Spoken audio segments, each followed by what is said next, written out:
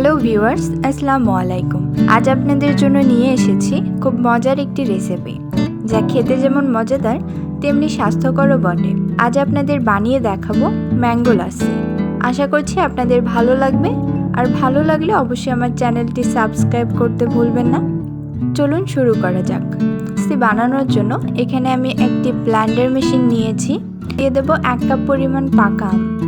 আমগুলো আমি ছোট ছোট করে কেটে নিয়েছি। এরপর আমি এতে দিয়ে দিচ্ছি 1 কাপ পরিমাণ টক দই। আপনারা চাইলে মিষ্টি দইও ব্যবহার করতে পারবেন। এবার দিয়ে দেব 2 টেবিল চামচ পরিমাণ গুঁড়া দুধ।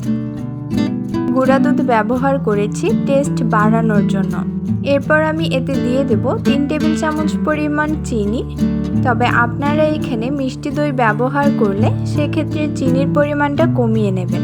এরপর আমি দিয়ে দিচ্ছি আইস কিউব। আর সবশেষে দিয়ে দেব 1/3 কাপ ঠান্ডা লিকুইড দুধ। আমি পার্সোনালি ঘন লাচ্ছি পছন্দ করি, তবে আপনারা যদি ঘন করতে না চান তাহলে 1/2 কাপ পরিমাণ দুধ ব্যবহার করতে পারবেন। এখন এই সব কিছু একত্রে খুব ভালোভাবে ব্লেন্ড করে নেব।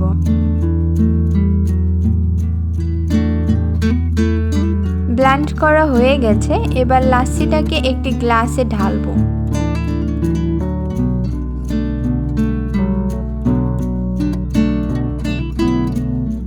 তৈরি হয়ে গেল খুব কম সময়ে খুব মজার, স্বাস্থ্যকর ও রিফ্রেশিং ম্যাঙ্গো লাচ্ছি। আমার আজকের ভিডিওটি দেখার জন্য সবাইকে অসংখ্য ধন্যবাদ। সবাই ভালো থাকবেন, সুস্থ থাকবেন। আল্লাহ হাফেজ।